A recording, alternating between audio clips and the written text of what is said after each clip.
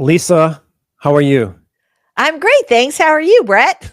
I'm doing excellent. Thank you I really appreciate your time getting on this podcast. Before I get started, though, I want you to tell everybody here a little bit about yourself. I did a nice post for you. I gave you a bunch of props, and you've been all over every news media, USA Today, New York Times. You're like a big wig, Lisa. So tell everybody how big, Tell everybody how yeah, big how I big am. you really are. Yeah, for sure. Entertainment Tonight. Come on, really? Seriously? I'm That's this awesome. big.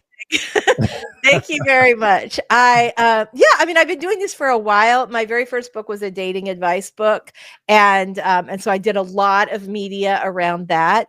But yeah, I've had a really interesting career. I'm a best-selling author. I was on a national television show called Daytime for about 15 years, where I was their on-air dating and love guru. I've been working in publishing for quite a long time, so I've had a lot of really cool and interesting experiences. All right, now what got my attention is that sign behind you. I was looking for some help from assistance, some guidance in getting this book published, right? Right. And then I see this thing behind you. It says write a self-help book. Yeah. And then I watch a couple of your videos, and not only do you know your stuff, you're Thank you. just what I love about you is that you're very real and down to earth. It's not like, with all the accolades and all your accomplishments, you think you'd have your nose in the air a little bit, but you don't have your nose in the air at all. And it's Thank like, you. Except when I'm sleeping. No, yeah, that's really nice of you to say. I really appreciate it. I feel really honored. I mean, the funny thing is that I started doing the YouTube videos over on Bestselling Author Writing Coach. I started doing those YouTube videos because one of my favorite things is to help new authors coming up. And so I had just given a talk at I think it was like the Tampa Reading Festival, and my significant other had just started a YouTube channel, and he said, you should do this, you should give writing advice on YouTube. So I started doing that, and then from there I started getting requests to do book coaching, which was something that I had done over the years, but it wasn't something that I was really actively pursuing. And I started getting all these people asking me if I would work with them on producing their books in a variety of different ways. Some book coaching, some developmental editing, some through the publishing process. But I love it. And I think we talked about this before. I feel called to help other people publish their book. Like, I feel like this is like my destiny, or I'm fated, or it's part of the grand plan, however you want to say it. Because, and self-help books in particular, which sometimes get a bad name. But for me, self-help books are a way to solve problems no matter what your income level is, what you're like. You can find a book that will help you find your way. And I feel like I am amplifying, like when I help someone like you put Depression Is Not Your Destiny out into the world, you're helping a lot of people that way, right? But I helped you help them. And so I feel like it's this great ripple effect, and it's incredibly fulfilling work. I it's love got to be. It does. And not only do you say that, I hear what you're saying, but Lisa, but when I hear what you're saying, but I also feel what you're saying, and you rarely find somebody who's genuine as you are. You were a very genuine person, it. and I'm not the first one to tell you this, Lisa. I'm not telling you anything you don't already know. You know this about yourself because you're in alignment with your calling. So when I share this with you, you're like, yeah, he's picking up what I'm putting down, and that's what you're doing, and you're making a difference in the world. And I picked up on that, and I wanted you to be part of this big process of helping somebody else, changing the lives of other people, and you're huge in that. Thank you. Well, I think that what your audience is about to realize is that you are going to be huge in that, because there are so many books about depression, but so few of them are just as insanely practical. And I mean that like the highest accolade.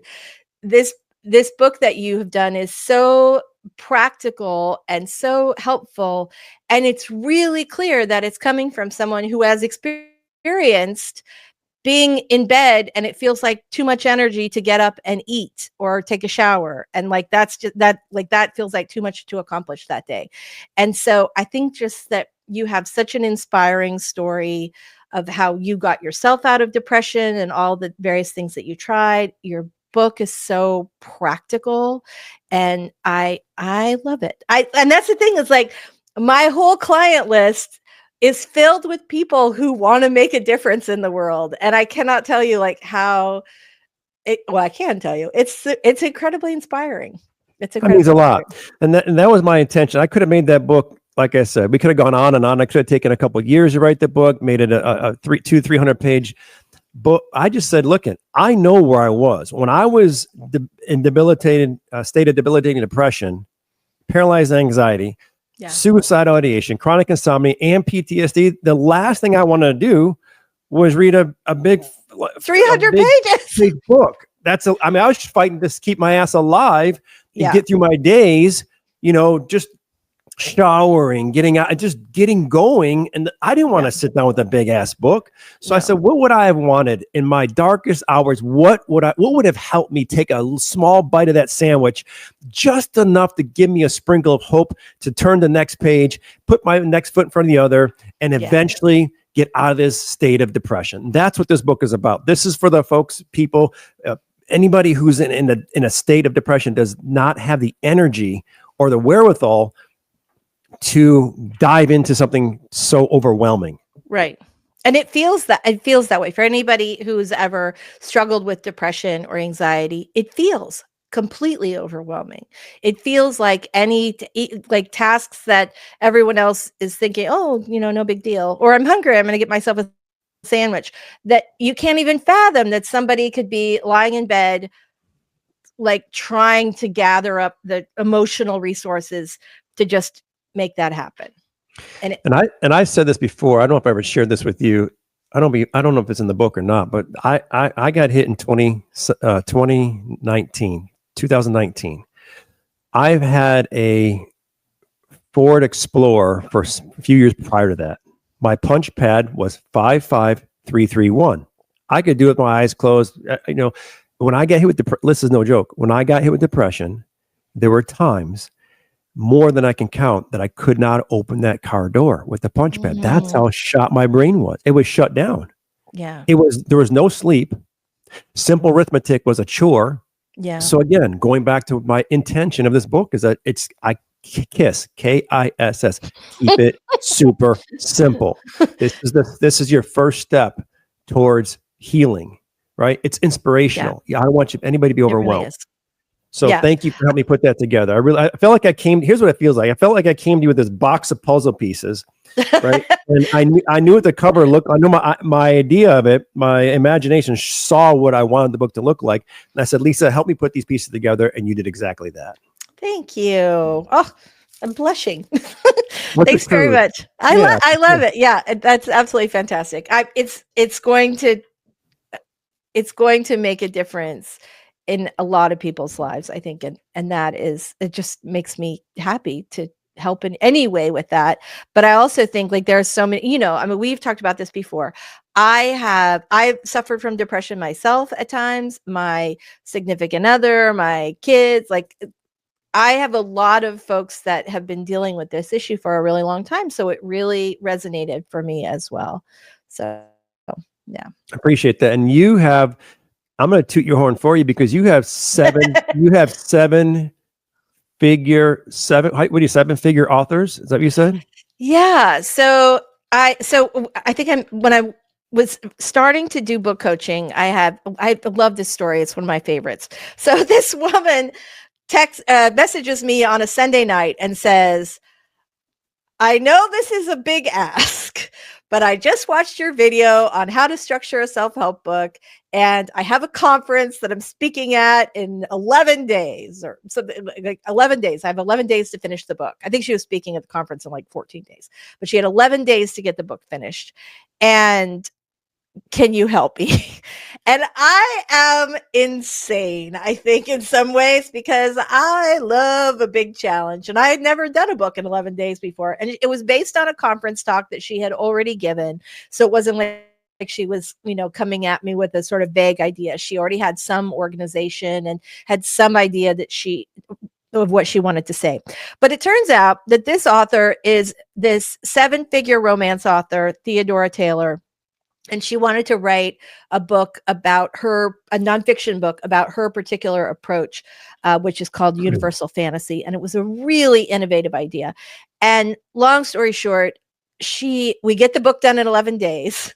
I turned out to be also attending the same writers conference where she was giving the talk. And I actually ended up getting to introduce her, which the kismet of that, everything just sort of falling into place is something that I just loved.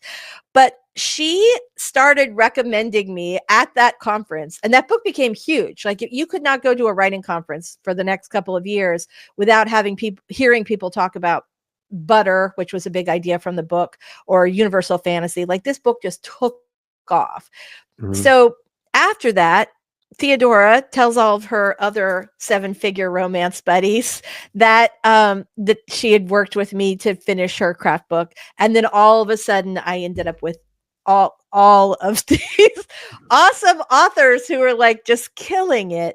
And so I have a really interesting little silo where I work with a lot of 7-figure authors, and I've worked on some really big books with those folks.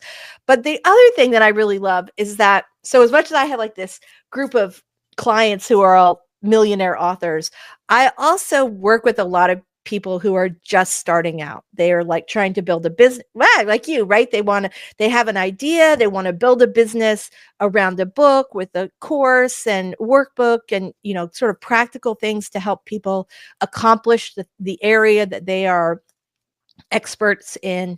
And I love that too. Like, I love working with these big authors who, and it's really fascinating because, they're killing it at fiction, but mm-hmm. they feel they feel just completely lost in the world of nonfiction or self-help, almost in the same way that an entrepreneur or a coach who's wanting to write a book for the first time feels like, oh my gosh, I don't even know where to start. And I love untangling that for people. Like, I'll tell you where to start. Yeah, and you do. You treat. I mean, I've never done this before. I just have a story to share, an experience I want to help that I want to use to help people become better and get out of their state of depression. But I've never done it before. I came to you, and you're just so helpful. I mean, you treat your 7-figure income earners like you would the beginner. You treat everybody the same. You're just a good human being, and that's why you're so successful. So. And I was going to ask you, so when you were on Entertainment Tonight, what are you talking about Entertainment Tonight and USA Today? What are they asking you? So I did a lot of interviews when my dating book first came out, and then just for years afterwards. So my first book was called Stop Getting Dumped, and it was a bestseller. It did pretty well. And I would often be asked in the media about, to predict whether or not some Hollywood couple was going to make it, or to give sort of practical dating advice. I did a lot of that. With USA Today, it was sort of practical dating advice with some of the other, and that was it for a lot of them. Now I do a lot of interviews about publishing, about nonfiction in general, about inspiring people. But yeah, I talked about dating. I think if you look at my bio, I've done like 3,000 interviews, and I'd say probably like 2,500 of those were about how to find love in one way or another. That's good. Well, now we're on the subject. So do you remember that book? What's it called? He's just not into you. He's just not that into you. He's just not that into you. Yeah. Right. Okay. Was that what did you read? Obviously, did you read that? Do you agree with that? What's your take on that book, Lisa? I gave my hot take on that book many, many times. I bet. So, that book had 2 authors, and one of them got all the attention and the other one did not. And I think the one that did not get the attention, I cannot remember her name, is actually the better writer of the 2 of them, had like the big ideas.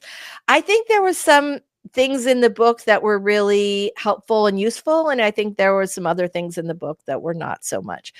One of the key messages that I thought was important, and this was something that I covered in my own book as well, and has been covered, is that we spend a lot of time chasing after people who don't want us. And you never feel right in that relationship. Like it's not, you want to be with someone who's going to, meet you part of the way. And I think that was one of the key messages about He's Just Not That Into You, that we, women in particular, but men do it too. But women in particular will sort of build up these stories for why he can't call us, or why he's not behaving as though he likes us. And the answer is, it's because he doesn't really like us that way. But a lot of times we'll forgive really terrible behavior. And I think it comes, like I used to always call Stop Getting Dumped chocolate covered feminism, because the premise of the book was, well, while you're waiting to meet Mr. Right, you should finish your education and start a career that you love, and travel, and have great relationships with your girlfriends and things like that. And so it was basically like, create a life that you really love, and that you're more likely to attract a partner that fits in that life, versus looking for someone to sort of create an identity for you. Okay, so this is what I want to ask you. I want to ask you a question. Okay. And I want a completely honest answer. You got it. Are you, as a woman, women in general, not you particular, but general, the collective you. Yes, right. And I already had my answer. I've heard from several other women. So I'm going to ask you, the dating expert, the dating queen of daytime TV. Damn it. Yeah. Women, yes or no, think they can change a man to fit their. Oh my gosh. Yes, they do. Not me personally. Okay. I think that's the dumbest proposition ever. And the reason is that people you can change small things, like, right? You could maybe convince a guy after 10 to 12 years to put the toilet seat down. These things, these sort of incremental living together, like the same way that you would sort of, work with a roommate to make sure that your living situations are workable. But I think this is a huge mistake. I think, and guys do it too, but certainly not to the extent that women do. We ladies love a fixer-upper. I say that. Okay. But there's some truth to that. And I think this is the thing. It never works. They will eventually wear the sweatpants that they want to put on, or behave the way that they want to behave. And you can either fall in love with a person that you already like. That's option one. That's the good option. Or you can fall in love with someone you don't think is good enough in some way or another, and spend the rest of your life trying to fix them, and they will not like it, because nobody wants to be involved. Nobody feels loved if someone feels like they're 80% there, but they need some adjustment. Okay, and first of all, that's not really a true definition of a love, is it? No, of course not. Right.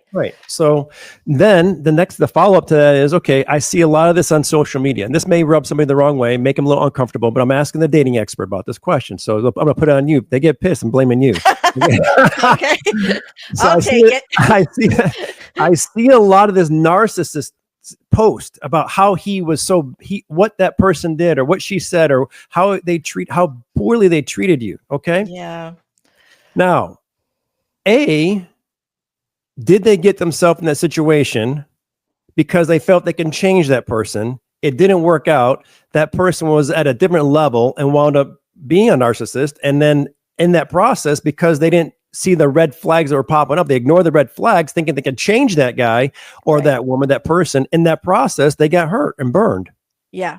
So sometimes it's that. Sometimes people tell you one thing and do something else, and that sucks. Or sometimes you're and this is the thing. I write fiction also. And one of the things that people constantly misunderstand about fiction is they think that the protagonist, that's our hero or heroine of the story, that they're kind of on the path of good, and the antagonist, that's the person that is usually the villain in the story, is bad. And that's how we're really socialized to think about in relationships, right? One person was the good person and the other person was a bad person. But the truth is, in fiction, your characters, your two main characters, your protagonist and your antagonist, just have goals that are opposite. So it's not, your antagonist doesn't necessarily have to be a bad person. They just have goals that are in conflict with our hero or heroine's goals. And I think there's a lot of that in real life, right? Sometimes you like each other, you're both nice people, but for whatever reason, what you want doesn't match up with what they want, or you think you can overcome something that you can't, and it's just not going to work out. And that's okay. I think posting every terrible thing that anyone's ever done for you or to you or about you is a bad idea. I know people feel like they get some support in the moment when they do that people go, oh, that guy's awful, or oh, that woman is terrible. But other people you date in the future are going to see that, and it doesn't really take responsibility for the fact that we are both coming, that both people come to the relationship bringing both good things, but bringing both gifts and, things that are not so great. Because we all do. Gifts and baggage. All right. Is it a slow poison? I mean, don't you think that?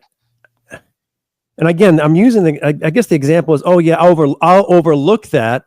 Right. When your heart tells you, your soul says that wasn't cool. I'm sensing something's not right here. But I go back to the question I asked you earlier. Do you feel you can change this person? And you said yes. So you overlook it before you know it. You're 2, 3, 4 years deep into it. But don't you think? And you're mad at the way they eat soup, right? That makes you livid.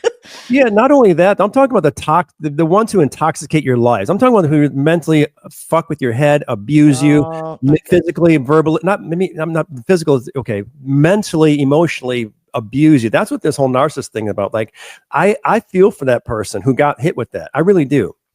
I genuinely feel for that person. At the same time, I guess the question would be, didn't you notice the red flags in the beginning that popped up? And the first thing that person said to you, if you really, really, really, truly respect and loved yourself, would you have stayed? I don't have the answer. Maybe this is the answer. The question that we need to ask ourselves to get an answer is because would you really feel that person if you felt that person did you wrong, why would you stay even longer? Are you overlooking it because you feel you can change that person, or do you feel not worthy enough so you're settling for something less than you actually deserve? That's my question for the expert today. It's both.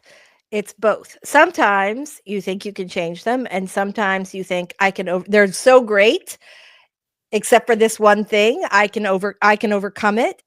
And sometimes neither of those things work. And sometimes you just think like, well, all people are like this, or I'm so lucky to have this person, even if they make me feel terrible about myself. And so there are lots of reasons why people do that. I will say, you had asked a question earlier, sort of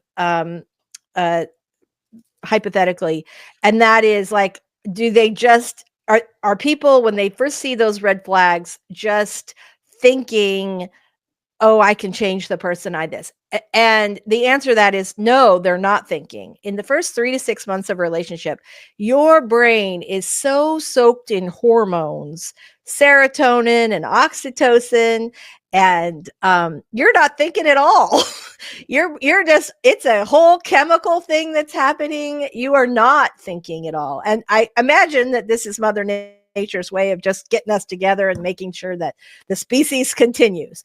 But we don't notice those red flags. I mean, if they're big enough, we might notice them. But once we start getting attached, it takes several months before the effects of all those hormones start to wear off of our brains. And it's about 3 to 6 months, which is why 3 to 6 months is the most common time for a couple to break up. If you make it past that, then it's going to be about 2 years before we have and that's because about 2 years is the time where you would sort of make a decision to either make the relationship more serious or go your separate ways. And so, but that first 3 to 6 months, you're not using your logical brain. You're just operating on love chemicals. And again, if you see a big red flag, maybe that's enough to break through your happy chemical haze. But a lot of times it's not. You just go, oh, he didn't mean it, or oh, Mm. Right. she just tells it like it is, or yeah, whatever it is. So Yeah. that's the answer. So sometimes it's both. And the Or one or the narcissist other. can prey upon that, huh? Oh, for sure. And narcissists are really, really good at spotting people who have challenges with self-esteem. And so that is just a toxic, they love bomb them at the beginning. They make them feel like they're so special and incredible. And this is the reason that a lot of times people say in a really terrible relationship with a narcissist is that they remember the beginning stages when their brains were all filled with chemicals and the narcissist was love bombing them, making them feel like, putting them up on a pedestal, making them feel like the most important person in the universe. And they spend all the rest of the time in their relationship trying to get back to those pedestal days in the first couple of months of the relationship. And you can't. Never does. That they're like, once they have you hooked in, they're just going to drain you of all your self-esteem, which is called narcissistic supply. And they will just drain you like a vampire and then move on to the next. So what's your advice? And we give a little advice and move off of this topic, but share something that you feel these women can look out for, these guys, anybody who's in a relationship like that, who can look for it and kind of get themselves out before it's too late. Yeah. So the thing that a lot of times that we get stuck on is like how the relationship sort of looks on paper, and we don't pay enough attention to how it feels to be in the relationship. So if you feel loved and supported and heard, and this person gets your sense of humor and they are challenging to you, you challenge each other intellectually, that those are good things. You want to be in a relationship where you feel better or you feel good more than you feel bad. And everybody has arguments and everybody has things in the relationship that are just unsolvable. But that's the key. It's like there's no perfect human being that's going to perfectly line up with every single thing that you have. And what you need to decide is this a person, one, that makes me feel good the majority of the time? Do I feel better when I'm with them than when I'm not?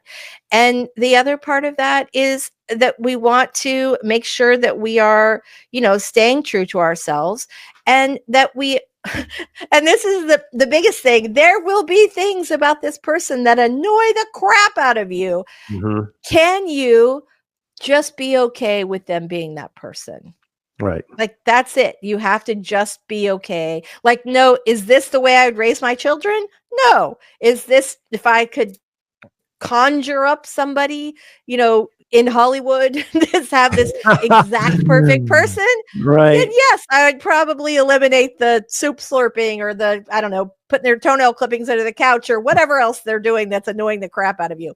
But we are humans. Know that you also have some crap that bugs them, and just love them for all their parts, even the ones that are your least favorite.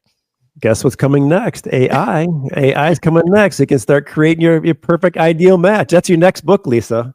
How to create your how to create your perfect date. Your perfect mate, the AI mates. Okay, so let's talk about this for a second. How not to get dumped. So in the book, he's just not that into you. She says, don't call. Was it the 72 hour? Is it 72-hour rule? Is that what it was? I think in general that the 3 days is 3 days is generally the rule. I don't. Yeah, also in mine. Well, here's the thing. Men are a different animal. Like, you have to let them be guys. And I think what happens sometimes, this is an old book. I read this book like so long ago. But anyway, you have to, I think you have to let guys be guys. What was your original question? I'm sorry. What does that mean? Like, guys be guys? Let's talk about that for a second. What does that mean? What I mean is that guys are more interested in things they have to chase down a little bit. So give them some space to do that. Like, women often are like, hi, our appetizers have arrived. Let's please define the relationship. And I'm just saying, like, let's just see how this plays out. Because a guy will tell you immediately how he feels about what his plans are for his life, his relationships, all of that. That is another big thing though, I will say. A lot of times a guy will say, I don't ever see myself settling down. And so then you have a lady who goes, oh, well, you just haven't met the right person. And then proceeds to torture this guy until he produces a ring. If a person, and this is not just men, it's men and women, if they tell you who they are, you should listen because they're probably telling you the truth. If they say, I'm not a person, I'm not a long-term relationship person, or I'm not a monogamy person, or I am a monogamy person, listen to those things and don't try to change them and make them something they're not. Right. Okay. So you and I, let's say, watch. You and I'm on a business trip. I go down the hotel lobby, hotel restaurant. You're at the bar. I don't drink. I see you have a burger. You and I start flirting, hanging out. I say, let's use this as an example, okay? Because I love you like family, so this is not weird. It's not weird. Unless we're in West Virginia, then it's okay, right? Okay. All right, so you and I meet, eye contact, and there's some chemistry going on there. And then I'm in your book, your advice is I approach you, say, hey, how's it going? Small conversation. Do you think at that time when I approach you that I'm hitting on you right away? Let's guys, is that what it feels like? Women know, we know when you're hitting on us. We can see you guys coming from 19 miles away. Okay, yes. So I know. Is it okay though? I mean, are you okay with that? Well, sure. I mean, it depends. It depends on whether or not you're reading the clues. If I'm like, and I laugh at your joke, and then here's a good thing to pay attention to. Yeah, good. Body language, right? So when we're interested in someone, it leaks out of us. So we will have a conversation. You ever had a date and it's going really great, and all of a sudden you find yourself both kind of leaning over the table, talking a million miles a minute and finishing each other's sentences? That's your chemistry working. Like, that's good. That's a great sign. But if you have somebody, you're sitting at a table, okay, or you come up to the bar, right? Come up to the bar. I'm having my cheeseburger after the writing event, and you come over and you say a little chit chat, and I'm not sure yet if I like you or not. I'm just going to wait things. But after we've been talking for 5 minutes, suddenly you notice my adorable pointy high-heeled shoes are pointing towards the exit. You're out of here. That is a sign I am ready to make my escape. Right. But if we like each other, we're going to be looking at each other. We're going to have extended eye contact. We're going to lean forward a little bit. Our hearts will line up when we're talking to each other, and our feet will line up. Like my feet will point to you, and your feet will point at me. Your body language. Yes. Right. And then the conversation continues. Hey, and it's more of a gradual. I'm sure you heard some really cheesy pickup lines. It doesn't get old. I have both heard them and experienced them. Yes. Yes, I'm saying. Right. Yeah. So it's got to get. It's cheesy. What I genuinely like about myself is that I can spark a conversation up. And and have a genuine interest. Really, I would have a genuine interest. I don't know why. Again, I don't question this stuff. Like, I would notice something about you, and then I would genuinely give you a genuine compliment about that thing. But then at the same time, you may think I'm hitting on you. Yes. Well, again, we know when you're hitting on us, but the idea that you would pay enough attention to what I'm saying to give a specific compliment is flattering to people. I mean, that's the thing. The thing that makes you most attractive to other humans is smiling and listening to them. Right. And if you do those things, then if we have some common ground or chemistry or whatever, that's just going to spark and take over. So it's not so much about the thing that people say. And I think all the, I don't hear as much about this anymore. And again, I'm not like deep in dating world like I was before. But there was like a lot of, sort of manipulative tactics that were popular for a while with the pickup artist communities, and they try to make a woman feel terrible or hit on her best friend or do all this kind of stuff. And it, like, if you really want to connect with someone, ask them questions about themselves, smile at them, and listen to what they say. And that works both directions. Who initiates more one-night stands, men or women? Oh, that's a really good question. I think that men probably initiate more one-night stands, but I think that women have better odds when they initiate one-night stands. So like maybe a woman has like a 75% success rate and a guy has maybe a 20% success rate.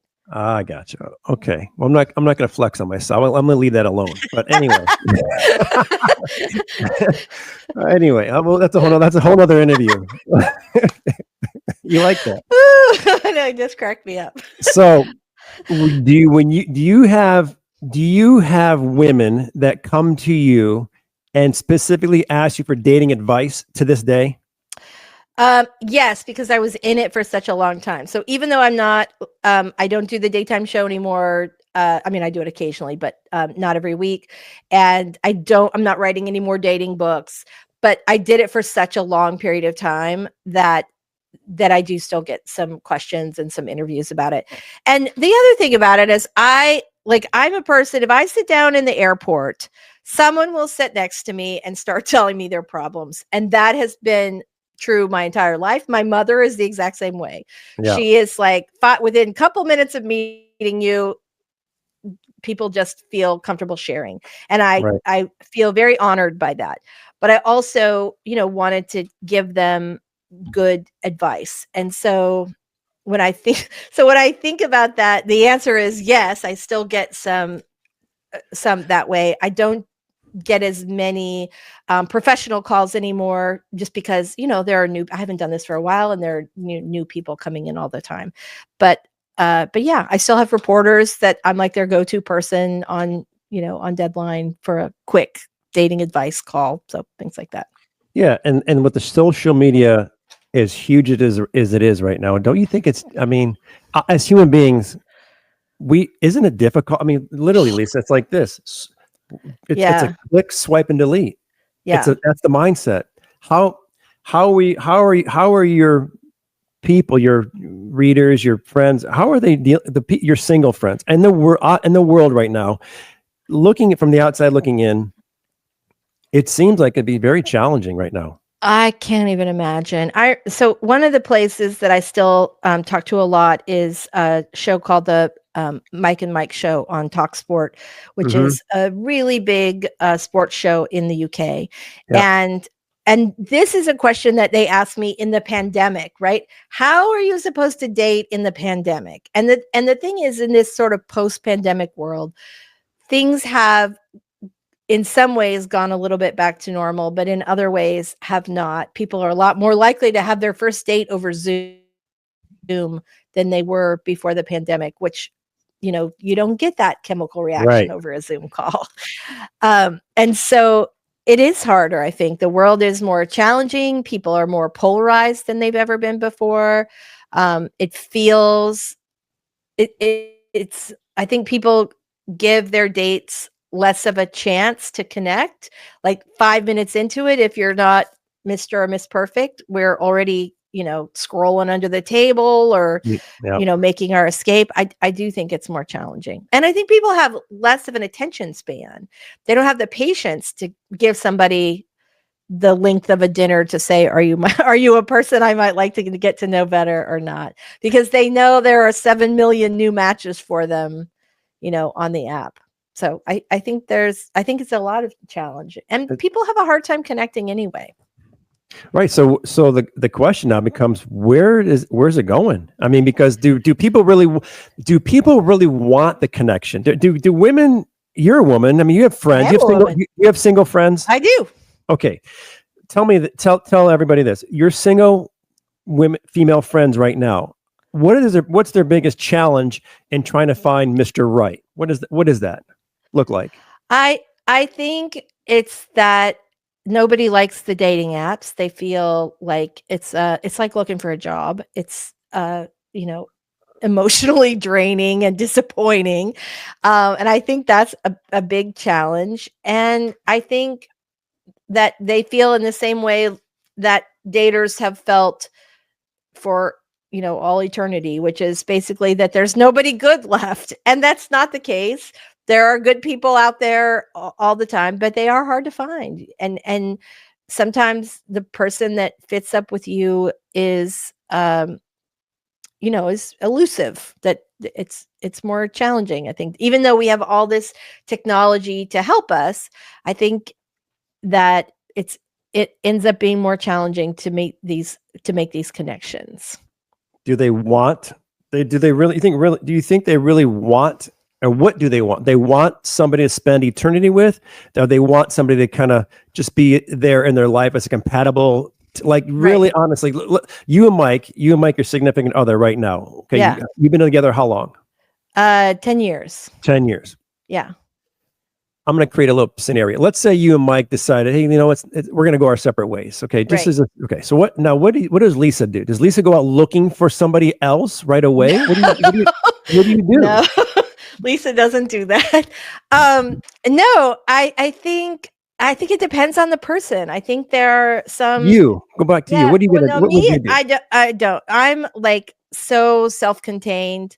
I was not particularly looking for someone when Mike and I met, but he's not a typical person. Like if I were going to make that list of all the things that that this person that I would date would be, I did not know. Mike would have, in many ways, he's exactly the list, but in other ways, he's not what I would have planned for or expected. And I think that's kind of the magic of him. And like that on paper, we are not we're both writers, authors. We do have some things in common, but there are lots of, I'm romance, he's horror, I'm this, he's that. Like we're very opposite in some ways, but we're also extremely similar in other ways that matter. And so we end up being really compatible. I'm a person that doesn't like to be with other people. Like I'm an extrovert, but I regain my energy like an introvert. I need time by myself. But we both work from home. We're together all the time, and I don't get sick of him. There are very few people on the planet that I've ever experienced that with, and it feels like a magical little miracle. So yeah, you're right. Yeah. So that there's no urgency. In other words, if Mike went your separate ways, Lisa's not saying, "Oh God, I got to go find somebody." Don't you think right now that most people feel that way? Right? Yeah. You know anybody that's really? A lot of people are like, "I'm good. I'm good." I'm good. I really, because I was talking to Lieberman the other day about this, the Molecule of More, the author of Molecule of More, and I told him the same thing. I heard Elon Musk say that he feels the world population is in trouble because people are not producing more children. Right. The population is starting to shrink. He says if that continues, we're going to be in trouble. So what does that tell us? That tells us that we really don't want to put the time and effort into getting to know somebody. We don't want to invest. We don't want to put ourselves out there. It's not that important anymore. There's this thing here takes the place of, a real intimate conversation. These things here, I can almost, if I'm not careful, this can be they know they're very addictive. It's very addictive lifestyle. Yeah. We know that. So is it taking the place of human interaction? I'd have to say it is. I think in some ways it is. And even though it's not, it's like empty calories, right? It's not a real, it's not like a really deep connection. It's a lot of shallow connections. I think there's some truth to that, to the idea that we're like distracted. But I also think that there are people, like when I talk to younger people in their early 20s, late 20s, that the time when you would normally be getting married and starting to have children, like late 20s, early 30s, right? They're not, because they go, well, the, global warming, the planet is going to, be on fire in another 20 years. And I don't want to bring a kid into that. And that's something that's not something I thought about when I was 20, right? But they do think about it a lot now. And there are a lot of people who are just opting out of that. So I think you'll have some groups that will have as many or more children, and that you'll have others that just stop. But I see that a lot with a lot of young people. They don't want to get married. They don't want to have kids. Because they I'm not going to bring a child into whatever dystopian wasteland we have, that's the view. And so, and I think in some ways that's responsible. And I think in other ways, like, yikes, we always need the next generation. So yeah, there's a lot. Interesting. It's interesting times. It really is. Yes, that is a good way to to say put the it. It's say the least. interesting times. Yeah, Right. for sure. So we're about to wrap this up in here in a second. As somebody who's trying to get a hold of somebody wants to follow you, they want to reach out to you. Where are they going to find you? Well, thanks for asking. So if you want to see me on YouTube, you can go to bestselling author writing coach Lisa Daly, and there are tons of videos about how to write both fiction and nonfiction. But I have like a special, like of a lot of videos on how to write self-help, because that's, like I said, one of my true passions in life. Or you can head over to my website, which is shop.author.coach. Very cool. Thanks for Good. asking. And you're welcome. And then you had dropped a little bit of a hint earlier that you have experienced some mental health issues yourself. You've gone Yeah. through it. Yeah. So obviously my channel right now is dedicated to those who are challenged by mental health. Somebody looks at you and says, man, she's a successful author. She's been on all these talk shows. She has, a great personality. She has no fucking problem. There's no problem, Lisa Daly. See, but everybody has a challenge. Everybody Right? has a challenge. Yeah. And there's sometimes in your life where you get hit with something that you just can't bounce back from. And that's what happened to me. I had suffered a pretty significant assault about 10 years ago. And the process of going through like the justice system was just re-traumatizing over and over. And like, so you don't get to heal until that's done. And it takes like forever to get done. And it was really, it really sort of changed my worldview. It changed my, it made it just really hard to be who I was, who was a person before all that happened, who was essentially happy, who felt empowered to work through any challenges that I might face.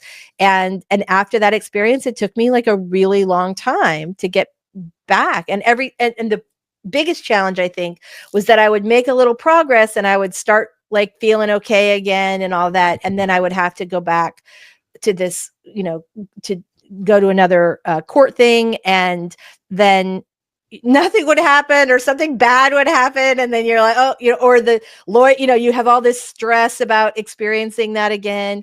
And then, they just push it back for another 6 months. So it was like this constant grinder of emotions. And so, yeah, it was a challenge.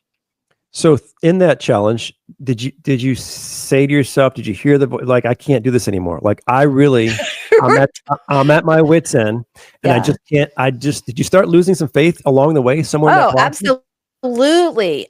There were times where I was just like, I am just not going to, like, I just can't do this anymore. At the time, my, like several years into it, my daughter developed a chronic illness.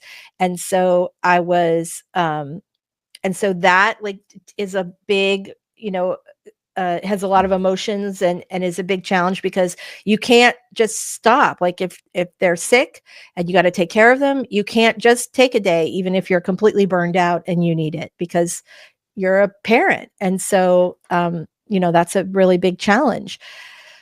I think that like there was always some part of me that was like, this isn't really me. This isn't my real life. And I had this like expectation that I would at some point get back to feeling happy and empowered, but it's still a struggle. Like I don't feel like that necessarily every day. There are days or weeks or months where there are too many things that pile up, and, and I really have to sort of make sure that I'm really taking care of myself. And what does that look like? What's your daily practice in a nutshell, basically? So basically, I try to walk every day, but depending on the weather, sometimes it's been rainy lately, so I haven't done that. I do meditation every single day, sometimes more than once a day if it's been a really hard day. I try to take care of myself if I'm burning out. Sometimes my schedule doesn't allow that, but I really do make an effort to like find a space in my schedule to, sort of recharge. And I take probiotics, which a number of studies have found that are helpful as far as depression, which I think is fascinating. The idea that it's too much or not enough of gut bacteria could impact your mental health. But I feels like it works. I don't know. I'm just going to keep doing stuff that makes me feel better and do more of that. and try and do less of the other. And so, yeah, and I take vitamins, and I try to do things that make me happy. I try to do more of the things that make me happy and less of the things that stress me out. That's awesome. And non-negotiables? Non-negotiables. How do you mean, like non-negotiables as in I have to do this every single day? Yeah. I meditate every single day. That's I do a lot of tapping. Like sometimes I'm doing sort of a straight meditation, and sometimes I'm using EFT or tapping, as it called. I really find that very centering and helpful, and I'm able to do that, quickly. There's a guy named Brad Yates who has 1 million videos on YouTube for tapping, and I love Brad. I feel like we're close personal friends, even though we've never met, because I do a lot of his videos. Yeah. That's awesome, Lisa. I'm glad you. And hey, by the way, speaking of YouTube, Mike, your SO significant author is huge. Sorry, Mike, I hit you. He's big on YouTube. Give Mike a little plug too, in case anybody's wants the horror part of the people that are listening. Okay, so the Horror Geek is his name over on YouTube. The show is called Sick Flicks. He is a big guy. He's got like 100,000 subscribers. He's kind of got a big channel over there. So he reviews gory horror movies. His tagline is all the splatter that matters. So if you love all those splattery movies, he does a lot of kind of fun stuff from the 80s and weird stuff you've never heard of. The guy is a walking encyclopedia. So look at that. There you go. Yeah. And before I let you go, I'm going to end this on a little bit bittersweet. Your daughter was part of that University of Florida shooting over there. And I want to say, and I've said this before to you, I'm so grateful that everything worked out with her, because that was awful. And that you shared a little bit about your depression, your stress. That only could add more to it. And how did you, as a mother, as your mother, me father, our children are number one. So when you heard that, you must have been like floored. Yeah, it was right. You can't call them because they can't make any noise because they're hiding. She was in a room directly across from the shooter where the door didn't lock in the classroom. So they had barricaded the door with a number of desks. And so, I called my mom and my aunt and, my niece and her brother, and we were all sending her text messages and telling her how much we love her, and I'm staying on with her the whole time. But it was like 3.5 hours, and it was, you don't know if you're never going to see them or hear their voice. Don't make me cry on a podcast. It was terrible. It was awful. It was the worst. It was the worst thing ever. It was the worst thing I've ever been through, and I'm so grateful that she's okay.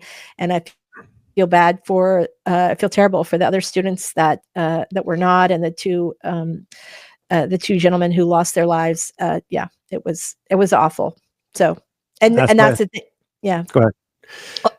And that's what I'm saying. Bittersweet. As bad as it was, the ending for you was super special. Super sweet. Had a great ending. Yeah. So again, and when you told me that, I'm like, oh man, I just felt like I want to do. Like, what can I do? I'm a parent now. If I wasn't a dad, I would I would hear what you're saying, but once you become a parent, it takes you to a whole nother level. I was feeling what you were experiencing. I'm like, fuck, this is serious. Like I got your message. I'm like, I went like this. I put the phone down. I almost like came to I almost froze. Yeah. Because the way you shared that with me, like, oh shit, this is real. Yeah. It was so, it was very intense. I'm fortunate in that so one of the things that they did was lock down the campus, and so the media was not getting very much information, and the students were, all messaging each other on Discord and texting each other and all this. And so it's really easy for, rumors to get started about how many shooters there are and how many victims there have been. And we weren't really getting any real information on the news. And one of the things that I'm super grateful for is that two of my best friends are former journalists, and their kids are the same age as mine, and they just started working their contacts. And so we, sometimes the information we get would only be, 10 minutes before we'd hear it on the news, but sometimes it was like hours. And they were working all their contacts, in the Tallahassee newsrooms, at the hospitals, all of the police, all of that. And so even just having that information just a few minutes ahead of time was helpful, not just to us, but to the students in the room who didn't know what was happening. And, other than that they were, hiding in this classroom. Right. So. Yes. Amen. Amen. Yeah. Amen. Amen. So I'm going to send anybody who's interested. Okay. Somebody's listening right now. Like, what? I've been thinking about this damn book for 3 years. I've been putting it off. Can Lisa help me finally get this fucking thing written? Can you do that? She can. Yeah. Okay, good. Because that's what they're going to have. They're going to, God, I got these ideas. But if, I don't know where to start. And like Brett said, I had a box full of puzzle pieces. I need somebody to help me put them together. You're their go-to. 1000%. This woman right here is the go-to. I'm not just saying this, it's selflessly saying this to her because I feel the love she has for what she does. And for people, not just your fucking book, for you as an individual, as a person, she has a genuine concern for you as a person. And that's the honest to God truth. 1000%. I love you like family, Lisa Daly. Oh, thank you so much. Ditto, and right back at you. I'm honored. Thank you so much, Brett. They're going to find you. They are. You're working your calling. That's all the truth. Absolutely. Ditto for you. Ditto for you.